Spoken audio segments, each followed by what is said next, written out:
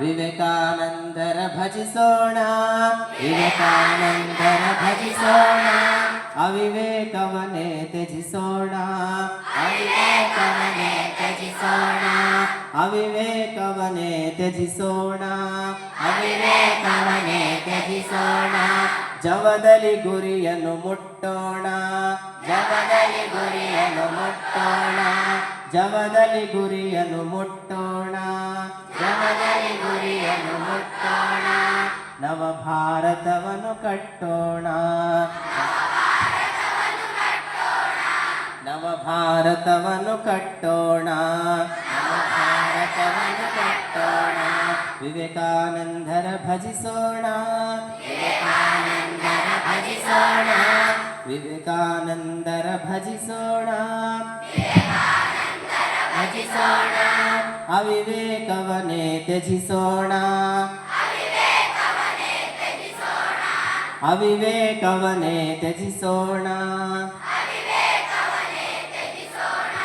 ಜವದಲ್ಲಿ ಗುರಿಯನ್ನು ಮುಟ್ಟೋಣ, ಜವದಲ್ಲಿ ಗುರಿಯನ್ನು ಮುಟ್ಟೋಣ, ಜವದಲ್ಲಿ ಗುರಿಯನ್ನು ಮುಟ್ಟೋಣ. ನವ ಭಾರತವನ್ನು ಕಟ್ಟೋಣ, ನವ ಭಾರತವನ್ನು ಕಟ್ಟೋಣ, ನವ ಭಾರತವನ್ನು ಕಟ್ಟೋಣ, ನವ ಭಾರತವನ್ನು ಕಟ್ಟೋಣ, ನವ ಭಾರತವನ್ನು ಕಟ್ಟೋಣ, ನವ ಭಾರತವನ್ನು ಕಟ್ಟೋಣ. ಭಾರತ ಅರ್ಥ ಆಗ್ಬೇಕಾದ್ರೆ ಪ್ರತಿಯೊಬ್ಬರು ಸ್ವಾಮಿ ವಿವೇಕಾನಂದರನ್ನ ಓದ್ಕೋಬೇಕು ಅಲ್ವಾ?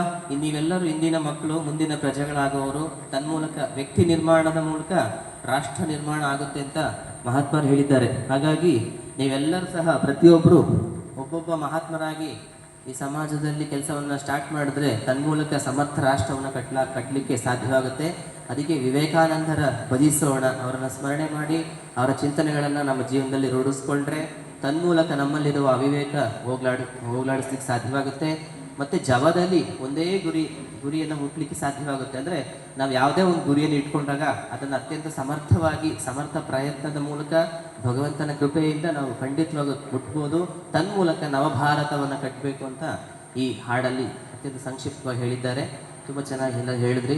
ನಿಮ್ಮೆಲ್ಲರಿಗೂ ಸಹ ಧನ್ಯವಾದಗಳು. ಅವಕಾಶ ಮಾಡಿಕೊಟ್ಟ ಶಾಲೆಯ ಎಲ್ಲ ಸಿಬ್ಬಂದಿ ವರ್ಗದವರಿಗೆ ಮತ್ತು ಪ್ರಾಂಶುಪಾಲರಿಗೆ ಮತ್ತು ಹೆಚ್ಚಿನದಾಗಿ ಪೂಜ್ಯ ಮಾತಾಜಿಯವರಿಗೆ ನನ್ನ ಕೃತಜ್ಞತೆಗಳನ್ನು ಸಲ್ಲಿಸ್ತಾ ಧನ್ಯವಾದಗಳನ್ನು ಹೇಳ್ತಾ ಈ ಎಲ್ಲ ಕಾರ್ಯಕ್ರಮಗಳು ಶಾರದಾಶ್ರಮದಲ್ಲಿ ಇರುತ್ತೆ. ಅದ್ರ ಬಗ್ಗೆ